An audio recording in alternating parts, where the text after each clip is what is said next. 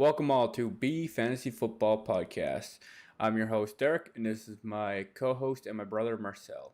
Today we'll be going over part 2 of Week 15. Of course, this is a little odd of a week because what we talked about the other day in part 1 has been changed recently. Of course, now the Las Vegas Raiders and Cleveland Browns game got pushed from yesterday to Monday night's game, and then also the Washington and the Philly team game got pushed to Tuesday, and the Seattle Seahawks and the Rams game also got pushed till Tuesday.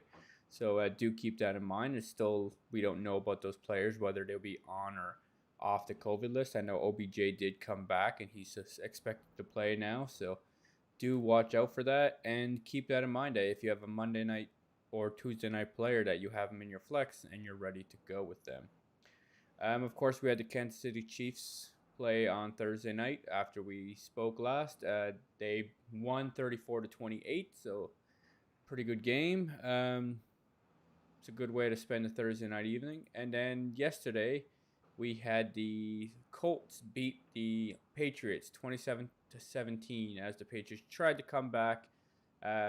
Jonathan Taylor just shut the door on them with a 67-yard run touchdown.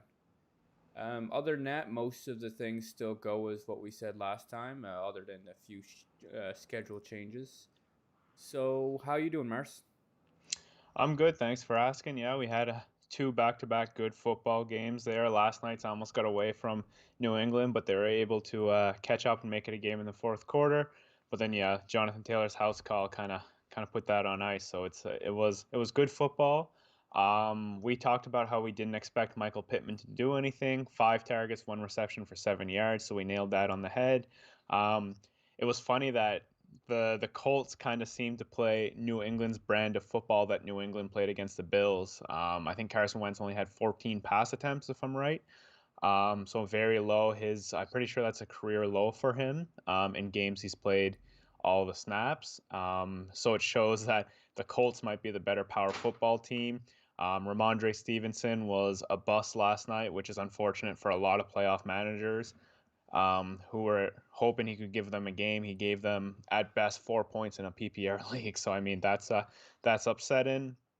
And then Hunter Henry blew up 2 touchdowns, 66 yards, and I believe 7 receptions. So I mean, those are numbers. Those are week-winning numbers when it's a tight end. That's probably going to be tight end 2 on the week behind Travis Kelce. So you need some upside plays at a tight end now if you've played against those guys, and if you had them in your lineup, you've likely given yourself a huge advantage going into the rest of the weekend. Yeah, no, for sure. It's nice when that happens that you get a player that goes off way more than expected, like Hunter Henry did. Especially when you're watching all that game and so far nothing was happening until, the third or fourth quarter, and then finally it all turned around, which was nice to see. It's nice to see the Patriots try to kick back and come in, not have to just lead games and run them out, that they actually can have a little bit of firepower at some point and come back. They didn't win, and of course the Colts, slayed them in the end, but still, it was nice to see what they could do. And I mean, we kind of knew this before, that the Colts were the type of team to likely beat up on the Patriots. The only reason I really liked the Patriots this week was because Belichick was off of a bye. And, he's usually pretty dangerous when that Yeah, but happens. the the Colts were coming off a bye too, Yeah, they so were, gotta give but them Belichick's credit. good at planning off of a bye. Usually, that's the only thing. If it was any other coach, I probably would have went Colts. But hey, I went Patriots. I was wrong. Happens. Happens. Anyways, we'll start into this week's games. So we'll start off with the Sunday noon games. We have the Dallas Cowboys at the New York Giants. It's an NFC East divisional game. The spread is about 11 points with an over-under of 44. So that's an implied point total of 28-16 for the Cowboys. Tony Pollard's likely to start, so he's back in likely. So maybe he's a flex play if you really need him. Zeke's, of course, is someone you're going to play. When you're looking at the pass catchers, CeeDee Lamb, I mean, he's a wide receiver 1. Cooper, wide receiver 2. Gallup, another flex play. And then Schultz, he could be a low-end tight end 1 if you need someone desperately. But I do like the Cowboys' defense in this one. This should be a pretty decent one for them against the Giants. Looking at the other side of the ball, not really anyone I want to start other than Saquon Barkley. After that, nobody unless you're really desperate for a flex play with Sterling Shepard or Galladay. But not sure. What do you see, Merce? Yeah, much like you said, you're playing Zeke. Pollard, he's going to be on a limited snap count, so I don't even know if you dare play him for a flex play, especially where the New York Giants are giving up the. I had it here. Don't know where it went. They're giving up 26 points to the running back, so maybe there is some value to have had there. Oh, sorry, wait, I'm trying to get this to the last 4 weeks. Give me a second, I apologize. Chat. I don't know why it was loaded that way. Okay, New York Giants, they're actually mid-pack to the running back. They're giving up 21 points over the last 4 weeks. They're giving up 4 yards per carry, which isn't a whole lot, and only 3 touchdowns. Um, it seems like, looking at the statistics here, that the running backs are actually having more success through the air than they are on the ground against the Giants. So I actually took a sports bet on this. The line on sports betting right now for Zeke is 20 receiving yards. I took that just because of kind of this line. And then Tony Pollard, he does have more success in the pass game than the rush game. So maybe, like Derek said, he can have some flex appeal in those PPR leagues if he picks up 4 targets for 50 yards plus whatever he gets on the ground, right? So, and he always has a chance to take one to the house with his speed. So that'll be interesting to see there, but I would be cautious with him. It depends what your other plays are there, just because he will be on a limited snap count. They're expecting him to play around 24 snaps, is what they said. Other side of the ball, I'm very excited to play Saquon. He had a pretty good week last week, and um, the my God, the Dallas Cowboys haven't been so good against the run lately. So it'll be interesting to see. That's more so because teams haven't been running against Dallas, or teams haven't been running against Dallas, just because they've been in kind of some shootout type of games lately. So we'll see about that. But yeah, I'm playing Saquon, and with the quarterback, we've seen Evan Ingram have a little bit more success now that Daniel Jones has been out, and kind of that stationary quarterback in Mike Glennon looks for a safety blanket over the middle of the field in Evan Ingram. So if you do want to play kind of a last minute dart throw tight end, Evan Ingram could be your guy. He always has that athleticism, but it'll depend on the target count there. I see we have Nick DePalma in the chat, so a happy Sunday to Hey. you as well. Yeah, so now that's that game. Mars, when it comes to Tony Pollard, would you rather play him or Dearness Johnson on Tuesday? Or Um, Monday, actually. since we know Tony Pollard is playing, um, that kind of is the tiebreaker. But my Yeah. thing is Tony Pollard's injury is turf toe. So it only takes one hard plant, and then he could be out of the game. So in that sense, where the injury risk I think outweighs the game being moved or Dernish Johnson catching COVID, I think I'm leaning Dernish Johnson there. Yeah, I know what you mean. That's what makes it tricky with these Monday, Tuesday games is with the COVID, you have to worry about all of a sudden out, right? Usually injuries, they don't really happen too often at the end of the week. So Mm-hmm. we usually don't have to worry about random injuries, but COVID's a whole nother story. Yeah, so we'll look at the next game. We have the Arizona Cardinals at the Detroit Lions at a 13-point spread, a 48 over under. So that makes it about 31 to 17 for the Cardinals. No really surprise there. It's a 10-3 team against a 1-11-1 team. So not much more we can expect. I mean, the Cardinals defense you're going to want to play. Kyler Murray you're going to want to play.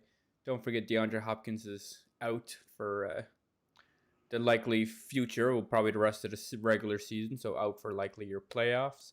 That does make, however, Christian Kirk, AJ Green, and Rondell Moore a little more interesting because they could catch those, get a little few more targets there, and it makes Zach Ertz more interesting, in my opinion, too. So I have him as a tight end one towards the middle end of that. And when it comes to James Conner and Chase Edmonds, I am starting to lean a little more towards Edmonds a little bit. I still have Conner just above him, but Edmonds, I feel like he's the healthier one right now. So I do wonder if they're going to, now that he's back, because Cardinals showed that they're kind of going to just, hey, if a player's injured, just let him rest until he's ready to go. So it would be interesting to see what happens in that between the workload there. Looking at the other side of the ball, if you're relying on any of these guys to help you in the playoffs, I hope they're in your flex at the very least, and that's it. Because there's no one I really want to start on this team unless you're super desperate. What do you see, Merce? Yeah, much of what you just said. Jared Goff, I mean, Cardinals are giving up the third least or fourth least points to the quarterback over the last 4 weeks, and then the running backs kind of the same thing, and the wide receivers the same thing. So Cardinals have been a pretty good defense lately. And then the other side of the ball, Detroit doesn't give a whole lot of points to the quarterback, and that's just because teams run all over them. Kyler is a mobile quarterback. So I expect Kyler to have a pretty darn good game here. And then, like you said, between James Conner and Chase Edmonds, that's a really tough decision, honestly, just because James Conner's more the run out of the clock between the tackles type of running back, which would bode well to this game. But where he has that injury, they have a great record. They shouldn't be threatened to lose this game. Like you said, they might just roll with Chase Edmonds most of the game and let James Conner get healthy for the playoffs. So I am leaning slightly Chase Edmonds just because of that. But I think you can play both, expecting running back two type of performance out of them. And yeah, I expect the Cardinals to handily beat the Lions. And I would say this is the time to unlock Rondale Moore and Zach Ertz for this team. We've already seen what AJ Green can do. We all know what Christian Kirk can do. So I think this is the time that the Arizona Cardinals start looking towards those newer pieces who haven't absolutely been engraved into their offense just yet. I think this would be a good time to get them up to speed before the playoffs. Yeah, I especially agree with Moore, right? When you have both of your running backs, one coming back from injury, the other one having injuries, it's like this is a perfect time to let Moore shine if they could, just to see what can we see at him? What can we use in him during the playoffs, right? So, and where this is, I hate to say, but a kind of easy game for them, it's a perfect time to try out stuff like that and kind of know what you have and what's your assets. So I would like to see a big game from Moore, but I don't project a big game. But hopefully it can be a wide receiver 3 by the end of the week for you. But I'm not expecting even that, to be honest. Don't forget on the other side, TJ Hawkins, of course, had a thumb surgery and he's out for the rest of the season. So uh, definitely make sure he's out of your lineup and even off your team. Hate to say it, it always sucks to drop a good player at the end of the year or any time in the year off your team for good, but you got to pull that trigger. Looking at the next game, we have the New York Jets against the Miami Dolphins. So this is the AFC East divisional game. It's a 10-point spread, a 42 over under. So it's a 26-16 expected game for the Dolphins. I mean, we have a 3-10 team against a 6-7. And looking at the start of the year, we would have thought these teams were both kind of crap. I mean, Miami went on to a 7-game losing streak at one point in the season. And then all of a sudden, now they're on a 5-game winning streak. So apparently they're streaky. I mean, we did have Jacoby Brissett play in most of those, or half of those losses, if not more. So that does probably show what happens a lot. And then, of course, Tua was coming back from injury, so it takes a little acclimation time. But, of course, the Miami Dolphins are coming off of a bye, so we'll see how that plays out for the Jets, who've kind of been a dumpster fire over the last few weeks. When it comes to the Jets, I hope you're not really relying on any of these guys to help you win. Michael Carter's probably one of my favorite ones there. I have him as a RB3. Not anything much more than that, just because you don't know how much he's going to see the ball coming back from an injury and all that stuff, and where they know their season's kind of in the end. The Dolphins, though, their defense I would love to play. Number one defense for me on the week, probably. Them and the Cardinals are really high up there. After that, I mean, you got Tua as a back end of a QB1, but it's not hopefully someone you don't have to start. But hey, he should have a pretty good game. Wide receiver 2, I have Devontae Parker, just where Waddle could be out due to COVID. I haven't seen anything more for that, but he's likely out. And then Will Fuller, of course, is not back yet. So other than that, they don't have too many people to catch the ball for them. Mike Gesicki at tight end, of course, he's going to be tight end one just because, well, Waddle's out and he's been doing pretty good all year anyways. So what do you see, Merce? I'm very high on a lot of Dolphins players just because there's a lot of them that are out. Tua has been quite good in the last little stretch here. Um, Threw for 273 yards and 2 touchdowns last game against the Jets 3 weeks ago. Then last week against the Giants, threw for 244 yards and 2 touchdowns. So he's been good as of late, and the Jets are giving the fifth most points to the quarterback. Put those two things together, and I think he has a decent week. So, like you said, he should be a QB1 this week. Then looking at Myles Gaskin, the running back for the Miami Dolphins, the Jets are given the seventh most points to the running back over the last 7 weeks or over the last 4 weeks. So he's another player I'm very willing to play. So yeah, we have Myles Gaskin, we have Tua.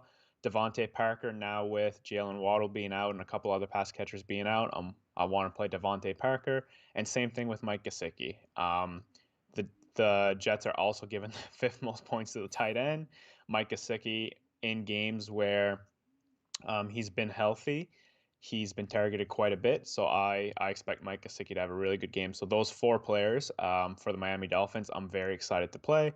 Like you said, other side of the ball, you're not playing anybody except for Michael Carter. They say that he expects to go back to the same workload, and that workload was looking at roughly 20 attempts per game. So we had his last healthy game, 16 rush attempts, 6 targets. So we're looking at 22.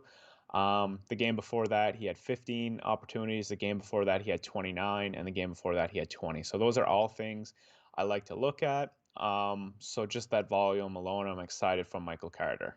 But yeah, nobody else on that side of the ball. And I expect Miami to handle this game quite quick, which bodes well again to Myles Gaskin just running out the clock. And he's always good for a house call touchdown too. He's got some sneaky speed, especially against this weaker defense. Like you said, Miami defense firing them up. They're my number two defense on the week behind the Buffalo Bills. So yeah, definitely some very intriguing pieces out of the Dolphins this week. Yeah, no, for sure. I mean, whenever you play a bad team, a lot of those players do get boosted up. So let's look at the next game. We have now the afternoon slate. There's only a few games here, I believe. It's now the Cincinnati Bengals at the Denver Broncos. The last I had was a 3 point spread and a 44 over under. That might have changed though. So that was a 23-21 for the Broncos. So they're both 7-6 teams. Both of them had streaky parts of their season. Seems like the Bengals can't lose or win more than two in a row, and where the Broncos seem to have hit gold, then do nothing, then hit gold. So it seems like whenever they play a worser team, they tend to win. But they have beaten up on the Chargers and the Cowboys at one point in the season, so they have a little bit of fight in them. When it comes to the players, I mean, Joe Burrow, just like Tua, he's a back end of a QB1. Joe Mixon, he's a RB1. That's an easy play, of course. Same thing with Jamar Chase and T. Higgins. When it comes to CJ Uzuma, I'm a little less tempted to play him this week. I have him closer to tight end 18, 19. Looking at the other side of the ball, you hope that it's a good throwing game for them, just so we could see more of Jerry Jeudy or Tim Patrick or Sutton. But other than that, it could be just they're just going to try to run out as much as they can with Javonte Williams and Gordon. Although they are both injured, so keep that in mind. Both of those running backs do have some injuries on them. They're both a little banged up, so hopefully we can see a little more out of Teddy Bridgewater in the passing game. Um, Albert O would be just as good as Noah Fant for me to start. I don't really have too much of a difference between them, but that's just because they can both be streaky. I mean, Noah Fant slightly edges out just because he seems to get a little more of a workload, but Alberto can do just as well. I don't really want to play either of these tight ends. I don't like my chances if I have them. Uh, Broncos defense, I don't hate, but I do worry that the Bengals might be a tougher matchup than we predict for the Broncos. What do you see, Merce? Yeah, I mean, earlier this season, about 3, 4 weeks ago, everyone was talking how Cincinnati is the team you want to play your fantasy players against. But I'm looking here now, and outside of the tight end position, so they're over the last 4 weeks, they're pouring points to the tight end position. So it'll be interesting if Noah Fan or and or Albert O are quite relevant this week. They're almost given 100 yards and a touchdown per game to their tight end over the last 4 weeks, which is interesting. But to the running back position, they've been stiff. So they're only giving up 15 points to the running back position over the last 4 weeks, which isn't a whole lot, especially if that workload is going to be split between those two players on the Denver side of the ball. And then at the QB, again, they're only giving up 15 and a half points per game to the QB, which also suggests that they're not giving too many points to the wide receiver since there's so many points going to the tight end. So I'm not playing any wide receiver from the Denver Broncos. Maybe Jerry Jeudy if you need to, just because you drafted him there, you're in a PPR league, you could get those targets. But otherwise, I don't really want to do that to my team. And then from the other side of the ball, you're playing Jamar Chase. I'm just going to check what the Broncos are doing here. So the Broncos are kind of a mid-pack defense against the running back over the last 4 weeks. So yeah, you can play Joe Mixon with some confidence again. He's been pretty good. The Cincinnati team does play better when the pass opens up the run instead of the run trying to open up the pass. We've seen Joe Mixon a couple weeks ago kind of have a couple breakout games, and that's because they were having a lot of good success through the air. They come off the bye, they try to run Joe Mixon into the ground. They give him 30 attempts, they give him 28 attempts, they give him 19 attempts, and they started to lose some games because they were trying to, like I said, open up the pass using Joe Mixon first. But they had more success earlier in the season, winning more games when they'd pass first and the pass would open up the run. So it'll be interesting to see if they do shift that or not, especially against a good Denver defense. I'm playing T. Higgins. He's been phenomenal as of late. And yeah, CJ Uzama. I mean, he's one of those guys. If you played against a Travis Kelce, if you've played against a Hunter Henry, CJ Uzama is one of those tight ends that can have a breakout week. He only needs 2 or 3 targets. He's actually quite athletic. He's 6'6". There's just not a lot of target share to go around, but he does do a lot with his targets. We saw him be the tight end 1 in week 7. And then the tight end 2 in week 4, both those games going for over 90 yards and 2 touchdowns. So if you need kind of that explosion to match up the other tight end on the other side of the ball, CJ Uzama is that guy. But if you do need more of a high floor, he's definitely not that player. So that's about all my takeaways in this game. Yeah, I have to agree. Would you rather have a Bengals tight end or the Broncos tight ends? I'd rather go Noah Fant. I'd go Noah Noah Fant, yeah. Fant, CJ Uzama, Albert O, but it's all very close, and it's probably going to come down to who scores the touchdown this week out of those three. Yeah, that's the thing. Or maybe even two, because I mean, it seems like Uzuma, whenever there's one, there's two. So let's, Yeah. if you do play him, let's hope that that happens for you, because you need to if you played against Kelsey or Henry, like you mentioned. We'll move on to the next game. We have the Atlanta Falcons at the San Francisco 49ers. It's a 9-point spread of 47.5 over under. That makes it an applied point total of around 28-19 for the 49ers. Um, let's see if the Falcons can score that. I mean, they have had some up and down games throughout the season. In their last 3, they have scored 21, 17, 29. So 19 doesn't seem out of possibility because the 49ers let in the last 3 games 26, 30, and 23. So it does seem pretty possible for the Falcons to score around 29 points or 19 points at the very least. Looking at their players, Cordell Patterson, I mean, hey, he brought you here. Why not keep playing him? He's an RB2 for me in this week. After that, Kyle Pitts, another player. After that, there's no one really I love to start. You could look at Russell Gage as a wide receiver 3. Looking at the other side of the ball, Jimmy G's been pretty good lately. And I have him as a late back end QB1. It's kind of the same light as Joe Burrow and Tua. After that, Debo, you're going to want to start. Brandon Ayuk, you're going to want to start as a wide receiver 2. George Kittle, I mean, hey, he's Kittle again, so you're playing him. I mean, it's nice to see. But do remember Elijah Mitchell is out this week, so do plan otherwise. Maybe we'll see a little bit of Hasty, maybe a little bit of Jeff Wilson. I'd probably lean towards Wilson, but he is coming back from an injury, so let's hope that doesn't have too many setbacks there. It's not someone I really, really want to depend on because you never know if it's just going to be spread around so thin that no one really gets anything. But, of course, we've seen the 49ers have boom weeks with their running backs, no problem. Probably the one I'd like to play the most out of that is also the 49ers defense. Don't mind them. I have them as a middle pack defensive one on the week. What do you see, Mars? Yeah, it's interesting with I'm just gonna bring up Debo Samuel here. Is he's Yeah. basically become a running back lately because he has one reception in each of his last three games played.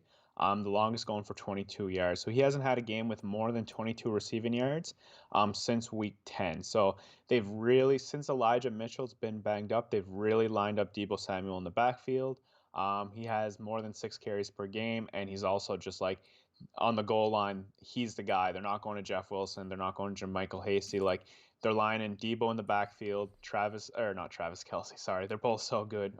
George Kittle and Brandon Ayuk on the outside, and that's just what they're running is try to stop one of these guys. I mean, that's three very good threats. And Jimmy Garoppolo has been a good decision maker as of late. Um, so yeah, Debo Samuel, you're obviously playing him, but in PPR leagues, he doesn't have that value he had earlier in the season. They've just found different places to put him in, but yeah, he's kind of like it's interesting because Debo Samuel and Cordell Patterson are pretty much the same person right now. They're both exploding fantasy wise and being used in multiple different ways. Brandon Ayuk, you're playing him, and then interestingly, San Fran is giving up the fourth most wide receiver points over the last 4 weeks. They're giving up 40 points per game to the wide receiver. So I look Russell Gage and I look Kyle Pitts. Kyle Pitts has been lining up as a wide receiver on over 80% of his snaps. So I treat him as a wide receiver when I look at the statistics. So I'm very confident in Kyle Pitts this week, where I know he hasn't been having a really successful season, and that's off the back of not scoring touchdowns. Kyle Pitts has one touchdown on the season, um, but then he has 54 receptions. So those two things don't correlate too well. I'm hoping this is a game where maybe he scores two touchdowns. Like he could have an honest breakout game just because San Francisco doesn't really have the defense to match up with Kyle Pitts. And I mean, Matt Ryan's been looking his way. He has only one game with 5 targets since week 4. Otherwise, he's had 6, 6, 7, 7, 7, 7, 8, 9, 10. So he's been having some very high target counts. And I mean, we've seen him go for 119 yards. We've seen him go for 163 yards. Like he can give you the yardage total. If he piles on a touchdown or two, surprisingly this week, all of a sudden he can be a huge boom tight end. So I am very interested in playing Kyle Pitts. I'm playing Russell Gage. Um, and then, yeah, that's all I'm playing on that. Oh, and then, sorry, Cordell Patterson. Obviously, Mike Davis, I don't want to play unless I really, really need to. He's kind of been the old Kenyon Drake style where gets a couple touches, but somehow manages to score a touchdown. And I don't like depending or basing my team on touchdown dependent. I want that high floor to go around with a good ceiling. Yeah, especially in the playoffs where every single player you need has to perform. Any of these players that get you, a few points or less, they hurt you so bad in these weeks. Yeah, when it comes to Kyle Pitts, I mean, another thing that we have to realize is at the start of the year, well, after Calvin Ridley was out, all of a sudden he was the main target. So for the defense. So that's why it's kind of nice to see Russell Gage come in here and start to perform quite well, because that can maybe start to take off some of the pressure for Pitts, and then Pitts can show, hey, I'm who I was for a reason. There's a reason I was drafted this high, and so I'm really hoping that that's what kind of happens this week with Kyle Pitts is a little less pressure on him, and then he can show, hey, I'm a big guy that can catch and run, all the same. Yeah, yeah. Just want to bring something up here. Yep. Surprise inactive is Ty Johnson for the New York Jets, which to me suggests they're going Ooh. with Michael Carter and they're going to feed him the ball a lot. So, just wanted Yeah. to bring that up since we've already talked about that game. So I'm still very confident Michael Carter being kind of your back end RB2 at Yeah. least. Yeah, he went from an RB like a middle RB3 to me to a back end RB2. He definitely jumped up a few ranks for me as well. Just knowing he's going to see the workload. I mean, he might not get very far with each run, but it's just nice to know that hey, now at least he'll have a little more of a better floor. Yeah, so we'll move on to the next game.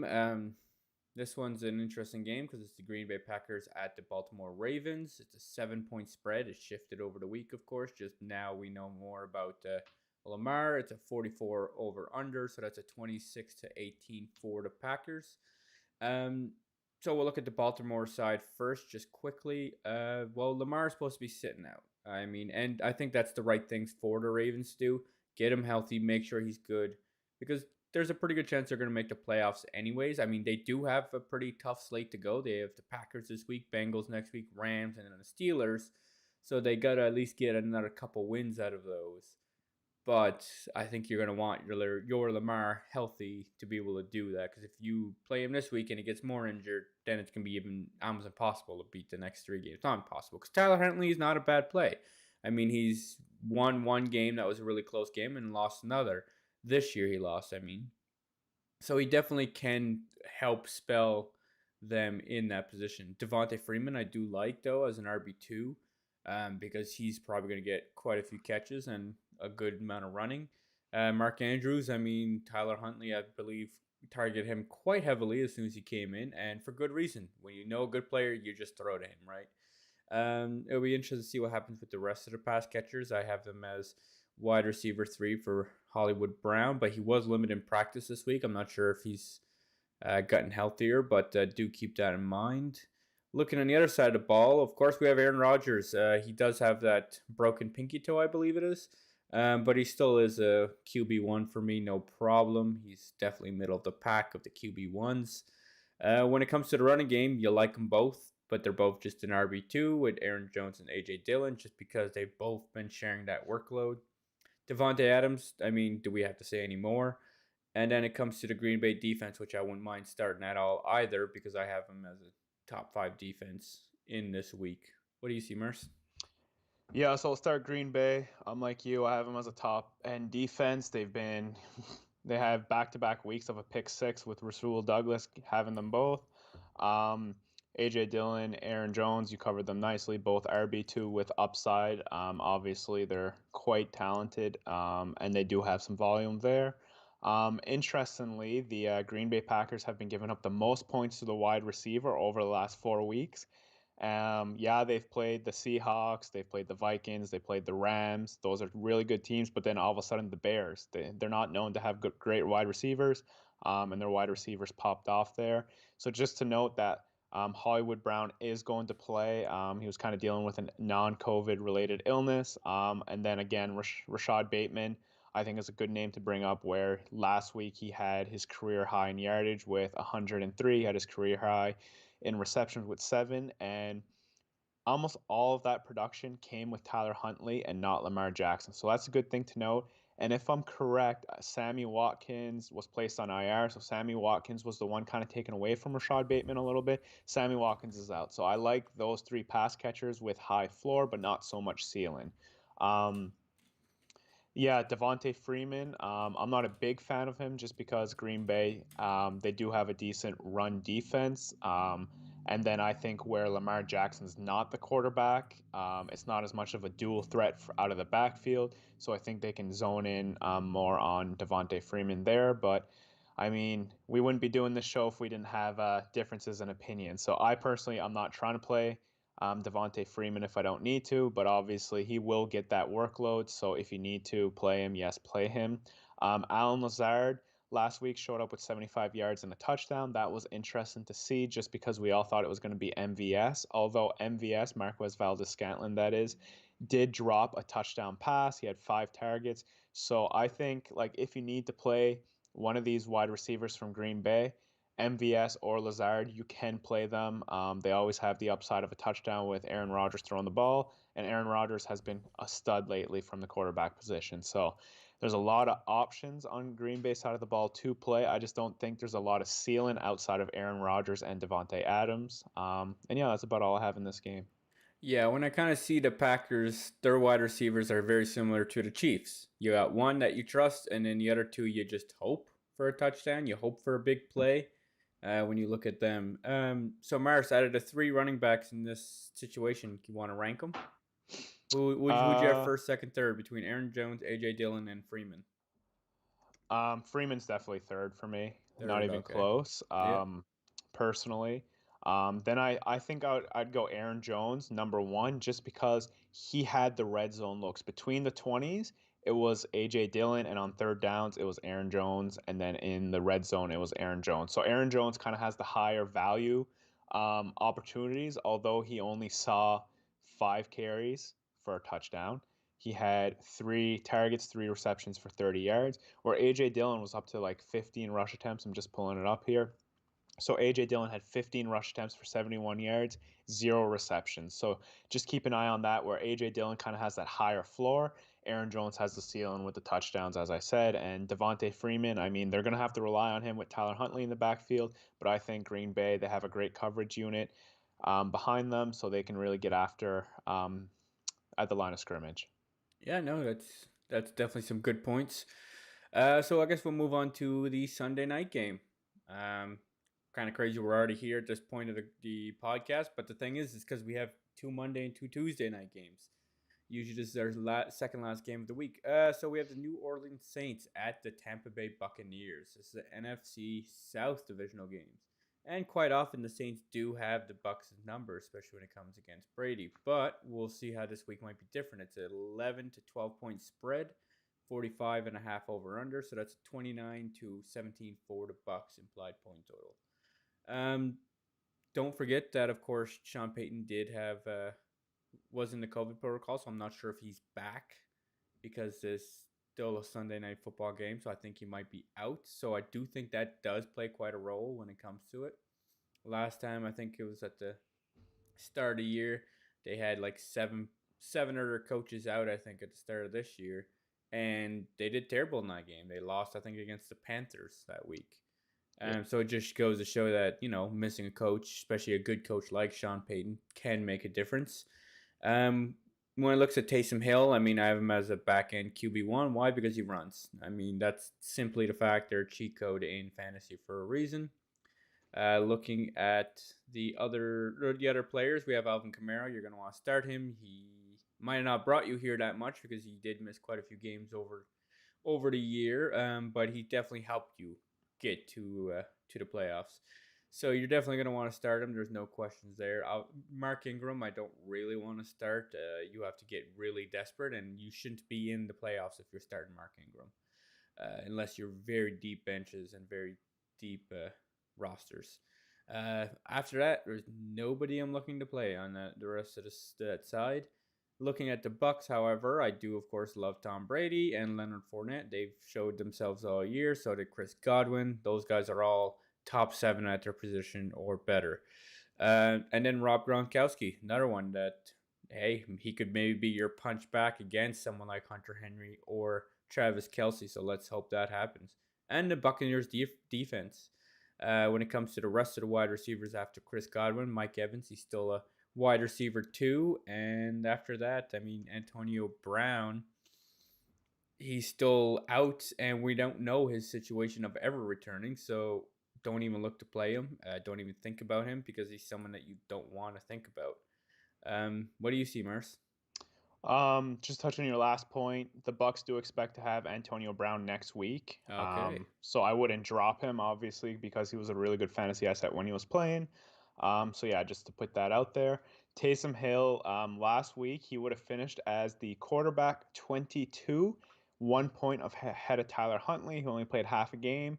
But then on the last play of the game for the New Orleans offense, he took a 44-yard touchdown to the house, just ran it in himself, where he should have gone down really to kill the clock. There was only under a minute left, but took it to the house, wanted the points for himself, scored a 10-point play in fantasy. This Bucks defense has been good against very stationary quarterbacks, but then we saw last week Josh Allen in the first half was quite bad, but then figured it out. If he moved out of the pocket and kind of got to the outside and made plays with his legs, he would have success. That's what Taysom Hill does as nature.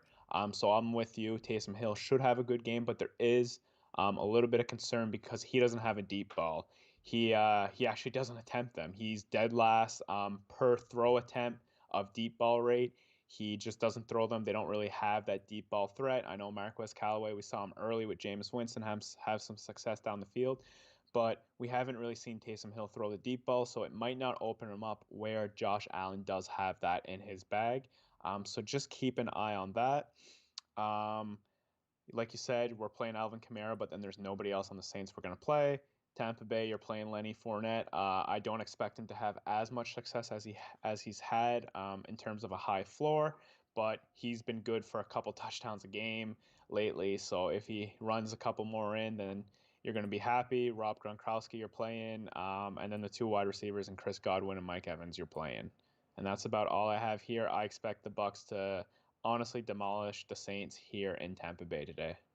Yeah, if they had if they have Sean Payton there, it's a little more of a hey, could get close. But without him there, and if he's not actually coaching, I could see just without his presence there that they just kind of get lost between all the Mm-hmm. coaches and everything else. And like, there's a difference when you have a good coach. It makes a big difference on the field of what they can accomplish. And I kind of have to be with you, Mars. I think the Bucks are just gonna run over this team.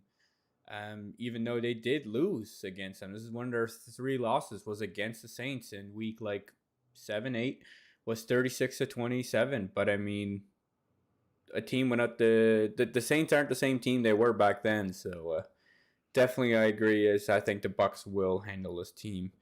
Uh, you never know. Saints could give a little bit of a punch back, but I believe the Bucks have it. So now we move on to the Monday games. We have the 5 o'clock Eastern Time game, which is originally was the Saturday night game, or Saturday afternoon game. We have the Las Vegas Raiders against the Cleveland Browns. So the Raiders kind of got unlucky there, where they were getting lucky because, of course, all the Browns are not dropping dead, but dropping out with COVID. And now it shifted from a 6.5 point spread to a 1 point spread for the Cleveland Browns, and now it's shifted back or back towards the Browns now that they're playing, and the over under even increased a little bit after the week has gone by. So it went now it's a 3 point spread if you want to still bet on that for the Browns, and it's a 40.5 over under. So that brings the applied point total 22 to 19. So of course it shifted. That line shifted for obvious reasons. The Browns being in and out of the lineup the whole week with COVID, and because of the new COVID rules, it does make a big difference. We're not going to see as nearly as many players being reported with the COVID list and all this stuff because of the new rules and how much likelier they are to play. When I look down the list, Derek Carr, I mean, you only want him in Superflex and not much else. He hasn't really proven himself much lately anyway, so you have to be pretty desperate to play him. If you have someone else in your Superflex league, maybe start him instead. Josh Jacobs, hey, I mean, he's still an RB1. He's running pretty hard as best as he can anyways. If Derek Carr was having better games, maybe that would have helped him out. After that, I mean, Hunter Renfrow, and then no one else I really want to even start. I mean, Hunter Renfrow has been a wide receiver 1 or 2 for quite a few weeks now, depending on which game. And so I'm going to start him as a high-end RB2 or wide receiver 2, sorry, and hope that he can prove himself. Looking on the other side of the ball, Baker Mayfield, I'm not trusting at all just because not being able to practice, coming in and out of COVID lineups and all this stuff. But Nick Chubb, on the other hand, I mean, hey, he's been good. Let's start him up. I mean, that's an easy call, anyways. He brought you here. Cleveland Browns defense, maybe if you're desperate. If there's no one else you really have, I have him as the defense 11 on the week. But with the COVID and all that stuff, I don't know if I even like him there now that I think about it a little more. But Derek Carr hasn't had the greatest weeks. What do you see, Mars? Yeah, Nick Chubb, obviously, absolute stud play this week. The Raiders just can't stop the run recently. And then the Raiders, yeah, they are giving up points to defense. I wouldn't say it's from Derek Carr. It's more so fumbles out of their skill positions. Derek Carr only has 2 interceptions over the last 4 weeks, so that's only half interception per game. So that's banks your defense 1 point on stats. But then it's the fumbles. They've given up 5 fumbles. They've given up a touchdown on one of those fumbles. So that's where the Raiders are bleeding point. Josh Jacobs has been getting the volume, kind of especially since Kenyon Drake's been gone and in the passing game, but he hasn't been doing a whole lot with it. His yards per carry recently has not been great. I mean, he only put up a 2.6 yards per carry against Kansas City, 4 yards per carry against Washington, under 4 yards per carry against Dallas. So he really hasn't ran great since the New York Giants game in Week 9. You're playing Hunter Renfrow, like you said. He's been a stud lately, wide receiver 13 over the last 4 weeks with extremely high floor. And in full point PPR, he's actually been a top 10 wide receiver, so that's very fun to play. Other side of the ball, you're not playing anybody unless people get cleared to play. Maybe a tight end play between Njoku and Harrison Bryant, but only if one of them starts and not both of them play or are activated. So there's a couple things to keep in mind there. And where it's a later game in the week, you might have options you want to play today to not risk missing out on those players. Yeah, pretty much anyone that we're not sure about that we don't really like in the Monday and Tuesday games, only have them on your team as a backup flex in option. Like you said, for the tight ends, if something happens that say you have Tyler Conklin and all of a sudden he can't play this week and he plays on Monday night and you realize that right before the Monday afternoon, maybe check one of the Cleveland Browns tight end then. But other than that, yeah, I agree. It's half of these players or most of these players in this game, it's either you play them or you don't really want to play them unless you're desperate. There's no one really like questionable. It's yes or no in a way. So we'll move on into the Monday night game. We have the Minnesota Vikings at the Chicago Bears. It's an NFC North divisional game. So remember those divisional games, they can get pretty tough, like we saw with the Bears last week against the Packers. They only lost by 15, which sounds like a lot, but when it comes 45-30, hey, we're a little surprised by Bears actually scoring some points. I don't even think neither of us projected them to score near that amount. It's a 6-point spread, the Vikings and the Bears. It's a 44.5 over under, so it's a 25-19 implied point total for the Vikings. Do we think that the Bears can get to 19 this week? Because last week we didn't think so, and they surpassed it. Do we think they can do it again? I honestly do. Although it'll come in a different fashion. Last week it was two breakaway plays from Jakeem Grant. Obviously, I don't expect two breakaway plays, one in special teams, one on a screen pass. But yeah, I do expect the Chicago Bears to be able to put up points. And another reason I expect that is because, oddly enough, yesterday came out that the Vikings released starting cornerback Rashad Breeland, which was probably one of their best cornerbacks. Don't know why they did that, and they were already a poor coverage unit. So yeah, it'll be very interesting to see how the Vikings try to shut down the Bears. I am very excited to play Darnell Mooney in this game. I think he could go and have another 100-yard game. Justin Fields has been looking for him downfield, which is a lot of fun. And then David Montgomery should be able to run all over these Vikings. Other side of the ball, Minnesota, I mean, Kirk Cousins has been pretty good. Justin Jefferson has been a complete stud, so you're playing Justin Jefferson. Keep your eye on Adam Thielen. He might be returning. They say it's kind of 50-50 toss-up. I wouldn't want to rely on KJ Osborne. If you have a player today, I'd rather play them because I do kind of expect Adam Thielen to play. But if you are the Adam Thielen manager with KJ Osborne on your team, you're in a very good position. If Thielen plays, you play him. If he doesn't, you play Osborne. Expecting good points out of both of them. Tyler Conklin, you can play just because the Chicago Bears linebackers are getting thinned out with injuries. And then, yeah, Dalvin Cook was an absolute monster last week, and you can expect him to have a pretty good game against the Chicago Bears defense just because they haven't been as good with Khalil Mack out lately. They've been giving up 24 points to the running back position. Alexander Madison expected to miss this game. So, yeah, you can play Dalvin Cook with a ton of confidence. Yeah, no, Dalvin Cook's probably my RB1 on the week. He's the one I have the most confidence in. Yeah, when it comes to Thielen, he has a game time decision.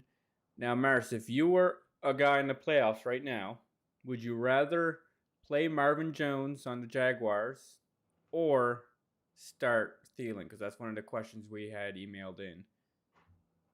Would you rather take the Uh, chance and wait for Thielen where you have no one else if he doesn't start, or just play Marvin Jones today and get it over with? I would probably go Marvin Jones. Yeah, that's kind of what I was leaning as well. Just especially where it's a playoff game, a zero is going to really hurt your team, where Yeah. even 5 points could make the difference. I mean, a lot of times you don't win only by 5 points, but he could even get more, right? You don't want to take that chance at a big time goose egg. Yeah. Anything else you see in this game, Mars?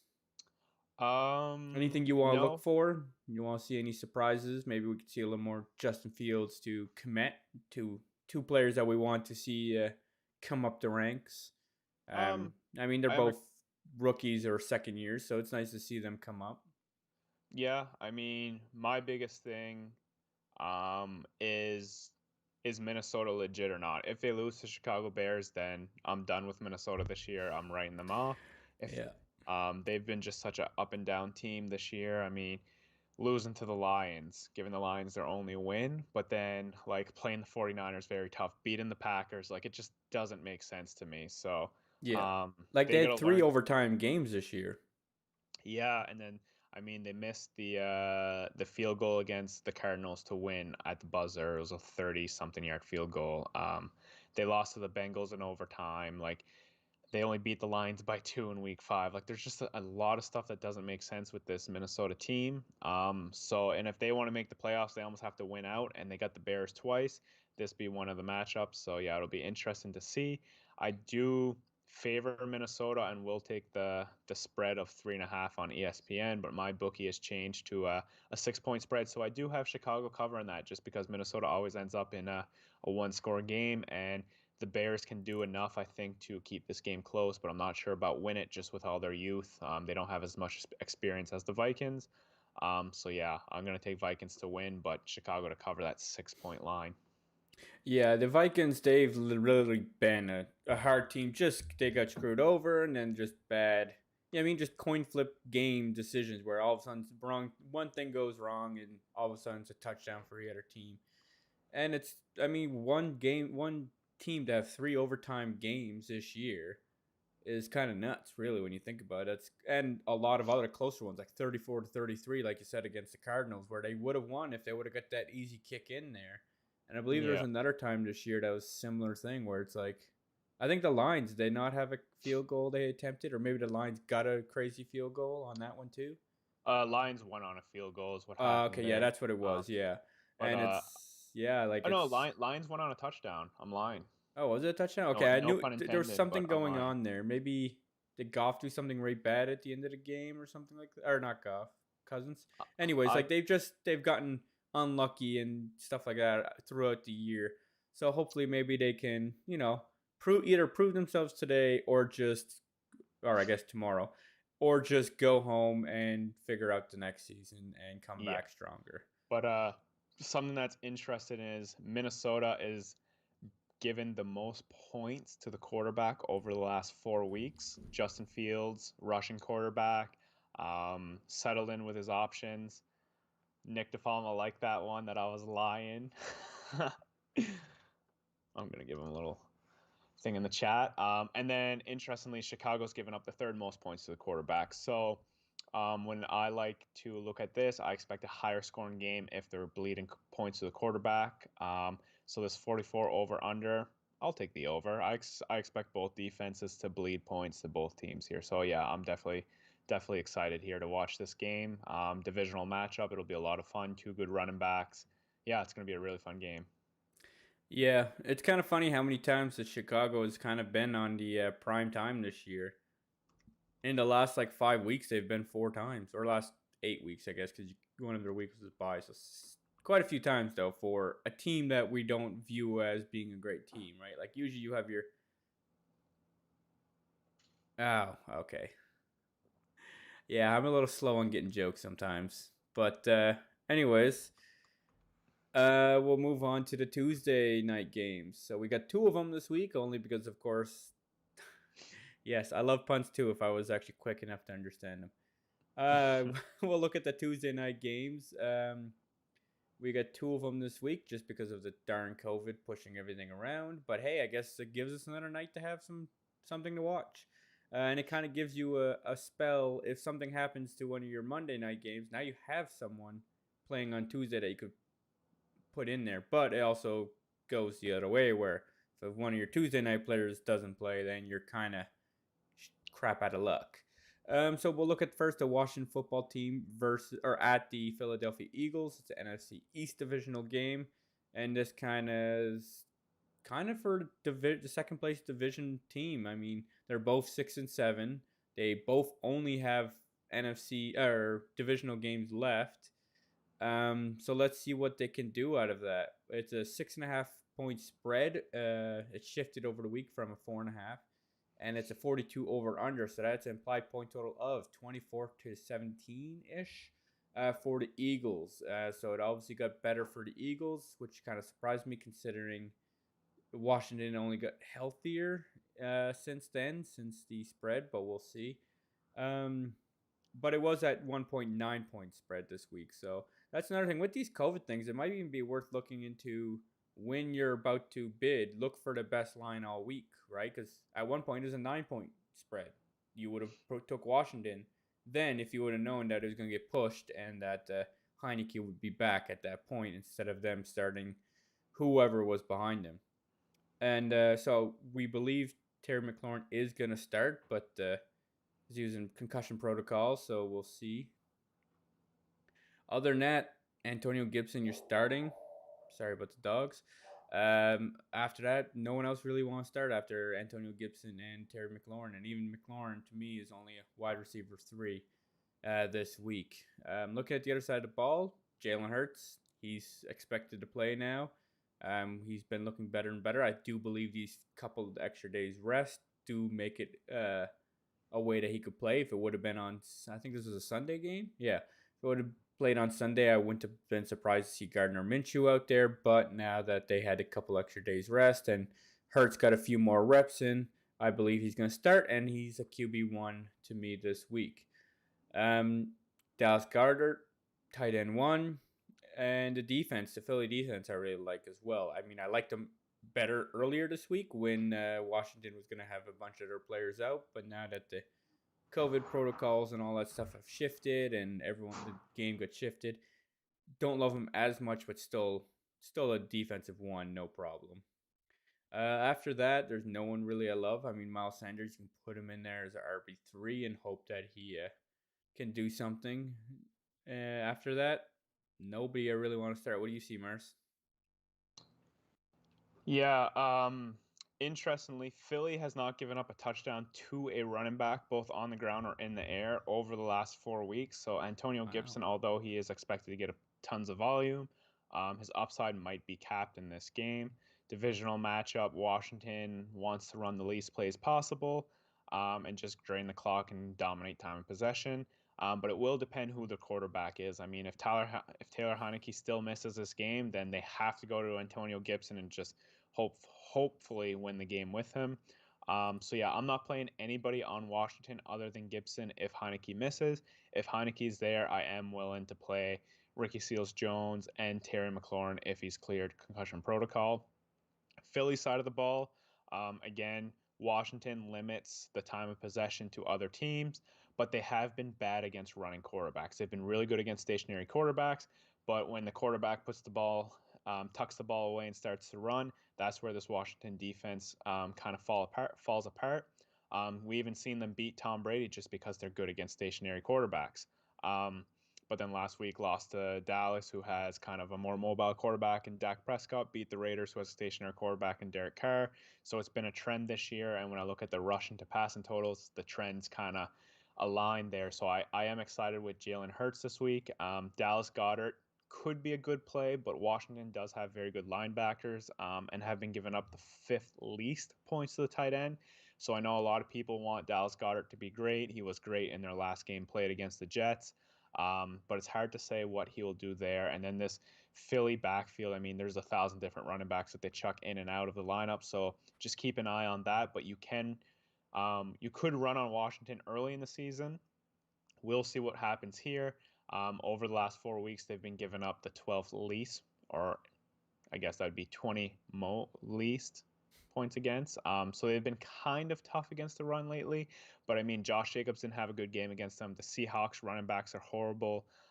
Zeke has been bad. Those are kind of their last couple matchups. So matchup dependent does matter in the equation here. So yeah, if Miles Sanders is starting, you can play Miles Sanders, but I wouldn't want to reach for anybody else there. Yeah, I have to agree. I mean, especially when you think about it, for when you said about the mobile quarterback, when you look, well, they played against the Panthers 4 weeks ago, but that was Cam Newton who can't throw, so all they have to do is worry about the run. And then you look at the Seahawks. Well, Russell Wilson's just barely getting back with his finger, so that's another game that's like, well, there's certain things you don't have to worry about. But then, like you said, the Cowboys, well, now that they have a mobile quarterback that can throw at the same time, all of a sudden they're having a little tougher time defending that. Yeah. And I am just curious here for Devontae Smith because obviously he's been a big question mark. I'm looking Washington up here. So they do give up about mid-pack wide receiver numbers. Well, okay, there we go. So I'm trying to look at how many touchdowns they've given up. So they've given up 3 touchdowns and 600 yards to wide receivers, which is, yeah, very, very mid-pack. So I guess you can play Devontae Smith since he is the wide receiver one there. I'd play him as a wide receiver 3/4 fringe type of player. Yeah, no, I can understand that as well. That's kind of where I have him as a late end wide receiver 3. Hope for the best. Maybe you get a touchdown or a big play at the very least. So yeah, it'll be interesting to see who can win this game. They're both 6-7, and of course, same division. I mean, they're not catching up to the Cowboys, but they play against each other twice in the next 3 weeks. So hopefully, one of them could kind of capture 2 wins out of that and make a little maybe playoff run if they can. But whoever does have to kind of win out from here on, anyways, if they even want a chance. And now we'll move to the last game of the week. We have the Seattle Seahawks at the Los Angeles Rams. It's an NFC West divisional game. It's a 5-point spread, a 45.5 over under, which is 5-point total of 25-24 to Rams. Interesting to see what happens in this game. Actually, the line shifted. It is now a 6.5 spread, but the over under stayed the same. So, it's 26-19 for the Rams, but it's pretty close to the same thing. Looking at this game, Russell Wilson, you could start as a QB1, but a low end QB1. We're still hoping to see him come back more into health as his finger gets better and better, hopefully. DK Metcalf and Tyler Lockett, you're going to start them just because you never know what they can give you. I mean, we've seen that connection between Lockett and If Wilson. if Tyler Lockett plays. Oh, yeah, that's right. He's also on the COVID list. That's true. And Alex Collins as well. Um, but they kind of are expected to play with this extra time and these new rules. But do keep that in mind. Hey, have Tyler Lockett in your flex if you can and get ready. And if not, have someone if you can grab off the waivers in case. Who knows who that could be? Maybe, OBJ wouldn't be on the waivers. But Dwayne somebody. Eskridge or Freddie Swain, I'd just replace him with one of those two Yeah. wide receivers. Yeah, and maybe have a bench spot open for that, right? Get ready for this. This is another important thing, guys. Is remember to have that bench spot open for those later games because you don't want to all of a sudden have to drop Tyler Lockett if you're still in the playoff hunt. All of a sudden, if you were out of the playoffs and you're going to lose, well, that'd be different if this was the final week. But where this is not the final week, you do have to get ready to not have to drop someone important on your team to be able to play anybody. Obviously, if you're going and you need 3 points or you're going to lose the week no matter what, well, then, yeah, you're going to have to drop Tyler Lockett and throw in Freddie Swain. But that's just out of desperation. And you try not to get yourself in that position. Try to remain as flexible as possible throughout this week. So looking back, Rashad Penny had a great great game this week or last week. But can we hope to see the same? We know he's quite fragile. It seems like he's only good for a game or two every year before he's going back to the IR. IR, not ER, important. So I'm going to expect him as a low-end RB2. Hopefully he can provide you the points, but do realize that he could start to get you points and then all of a sudden miss half the game pretty quickly. When it comes to tight end, you have Gerald Everett there. Not someone I really want to start, but hey, if you all of a sudden you have someone on Sunday that can't play or something like that, you could start him as a mid grade tight end too. Look at the other side of the ball. Stafford, you're going to start if you have him. He brought you here for a reason. Same thing with Cooper Kupp. I mean, there's no question. He's having an amazing season. I mean, he's going for 2,000 yards now. Like he's just going off in every way possible. It's good to see that. Van Jefferson, you could start, although I don't like it as much as I did earlier this week, of course, because when OBJ was out, it did make him hopefully have a bigger slice, but we'll see how that turns out. I still have him as a low-end wide receiver 2 and Odell Beckham's a wide receiver 3, low end though. And then Rams defense, I don't hate just because Russell has been making mistakes ever since he came back with the injuries, and you just never know if they can get him. And they're a good defense. What do you see, Merce? Yeah, very interesting game. The Rams do give points to the running back, but it's been pass catching running back, so they've been giving up points to. So Rashad Penny, although he had a great week last week, he only had one target for 1 catch for 1 yard. Um, so I don't expect him to have a whole lot of success as he did against Houston on the ground. But maybe if Tyler Lockett happens to miss this game, that Rashad Penny is a little more involved in the pass catching role. But they do have those pass catching backs in Travis Homer and DJ Dallas. Um, so just be wary about that. That Rashad Penny might not have that upside you want, and with this team being in COVID protocol with a couple players, last game of the week, if I can find somebody else with similar value to Rashad Penny, I'd rather play them, just out of safety, security, and all that. Um, DK Metcalf, you're playing. He has been pretty good against the Rams, although he usually does draw Jalen Ramsey. For some reason, he happens to moss Jalen Ramsey a couple times per game. I think it's more personal on that level. Interesting thing about DK Metcalf is he hasn't had a touchdown since the bye week. He was averaging a touchdown per game in the first 8 weeks, and he hasn't had a touchdown in the last 5 weeks. So that's very interesting to see. Although he's had 8 targets in every game but one over the last 5 weeks. We're just going to have to see if he can turn the corner here. Jalen Ramsey has missed back-to-back games, and they said he's threatened to miss this game. I don't know if that's changed or not lately. If he does miss the game, I expect DK to have a very good game. And then Tyler Lockett, if he misses, um, we were talking about this quickly, but I just want to give more content to it. Is I would play Dwayne Eskridge. He's more of the deep threat compared to Freddie Swain, so he can take over that Tyler Lockett role. Other side of the ball, you're playing the 3 wide receivers. Matthew Stafford's tight end, tight end, yeah, he's tight end now. Matthew Stafford is a top 4 quarterback on the season.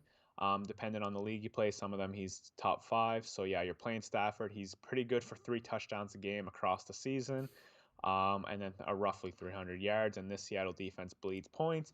The running back position, Darrell Henderson finally activated from COVID, from the thigh injury and all that. He's going to play this week. It'll be interesting to see what they do between Sony Michel and Darrell Henderson. Rumors are Sony Michel should lead the backfield, where he's had back-to-back very good games. But we saw when Darrell Henderson missed a game earlier this year, and then when he came back, he went right back to having the workload. So it'll be interesting to see what the splits are there. I personally have to kind of play Darrell Henderson in one of my playoff leagues. It's a PPR league, thankfully, but we'll see what happens there. But I don't have a ton of confidence in him. And then I meant to mention Gerald Everett is a play this week to me. I do like Gerald Everett this week, especially if Tyler Lockett misses, and because this Rams defense does give points to the tight end. Yeah, no, for sure. It's all depending on the COVID. Because didn't Rams have quite a bit of players on COVID? They had like 20 odd at one point this week. Yeah, but it was very early in the week where Seattle Yeah. was later in the week, so it's That's a interesting. good point. Yeah.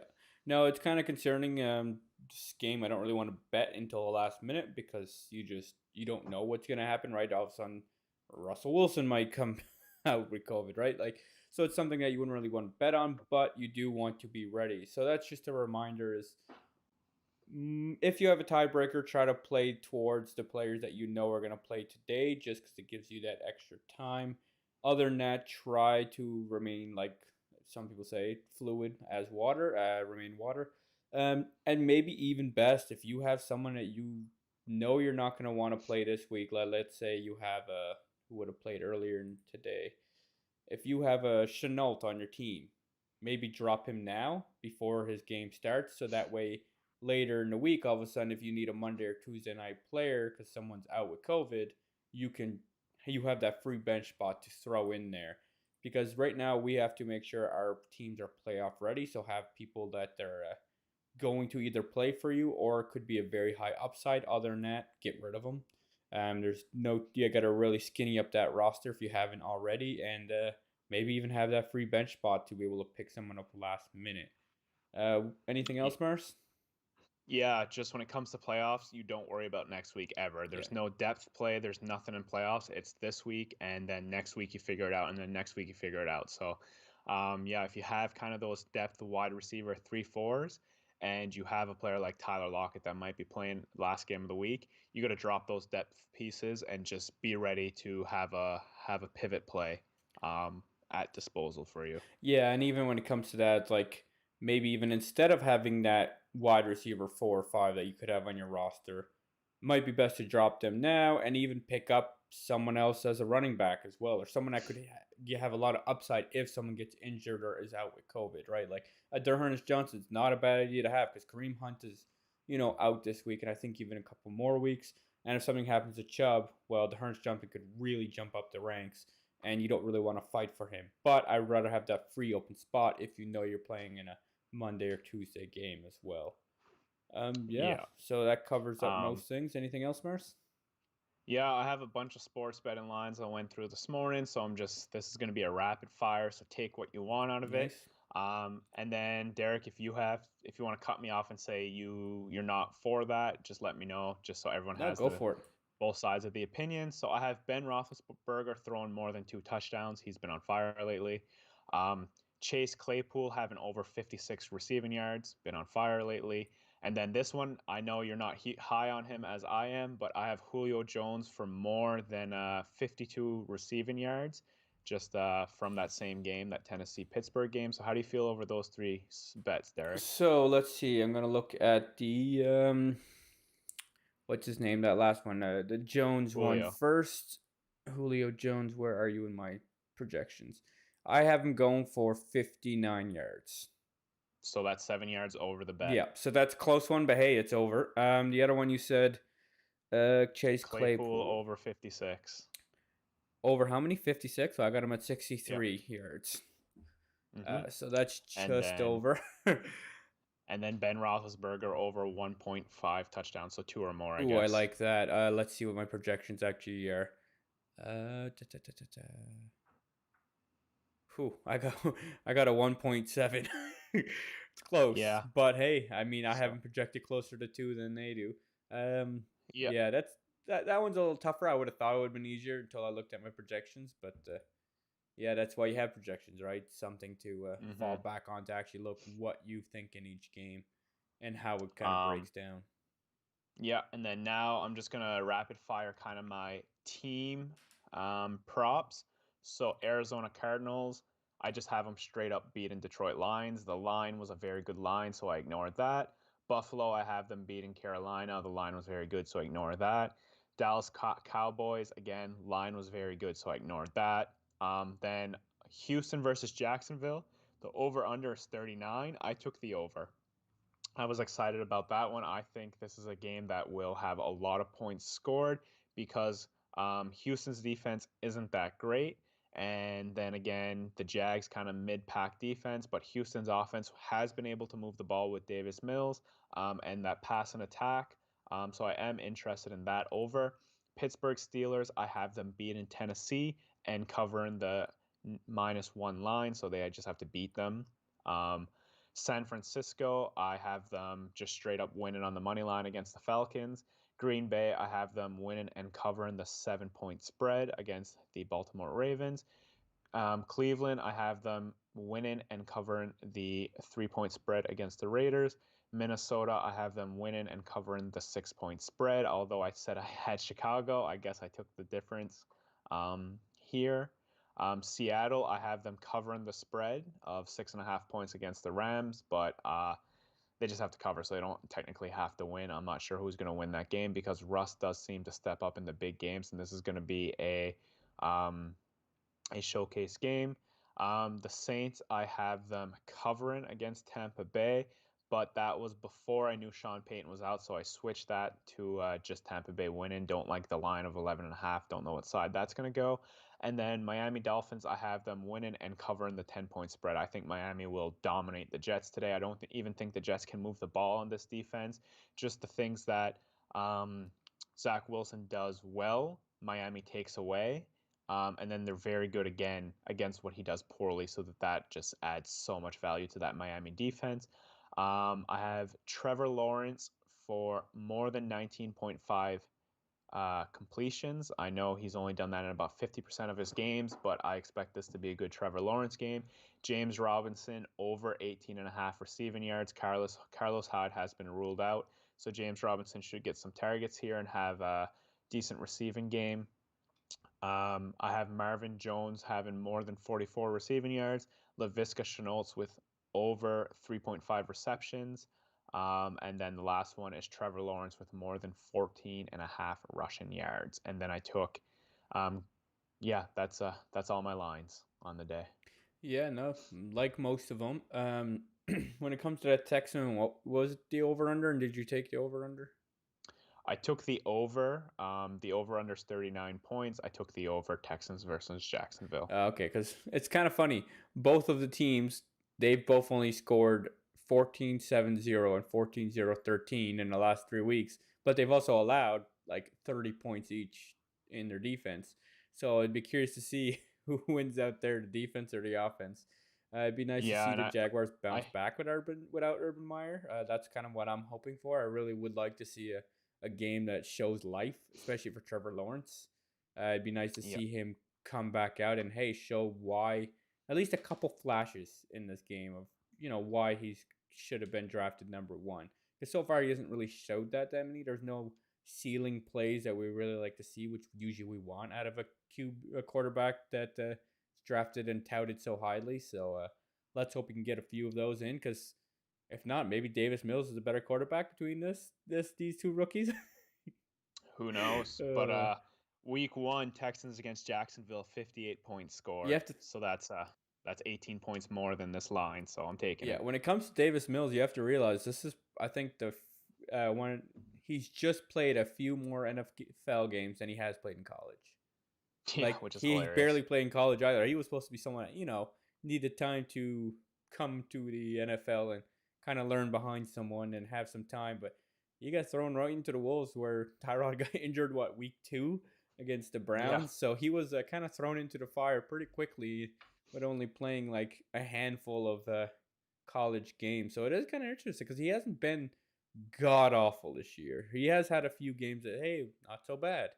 I think Um, he's been very good personally. yeah, for a rookie, I mean, hey, if you have him in Dynasty, hey, you might have found someone just off the cuff that you wouldn't have realized would have been as good as he was, just because for one, we didn't even realize he was gonna start this year with Tyrod. But of course, Tyrod's been doing that thing where he just isn't allowed to have a team, isn't allowed No, to be QB for longer than a few weeks. I mean, same thing with the Chargers last year. Um, yeah, so that's all for me. What about you, Mars? You got anything no, else? I'm all good. Okay. Best of luck in the playoffs, everybody. And remember, it's just a game, so don't get angry at the players. Don't be tweeting at them or anything like that. Yeah, there's no need for any of tweeting at players and stuff. They're just doing their own job. Don't worry about them. It's not their fault. You obviously just picked the wrong people to play. No, I'm just kidding. But anyways, yeah, Exactly. that wraps up today's podcast. Please don't forget to click that like button and subscribe on YouTube. Maybe even leave a comment if you want on the video once it's finished, just to helps the algorithm. Also follow us on Twitter at BoudreauxBrosFF and at Marcel_BFF and at Derek_BFF.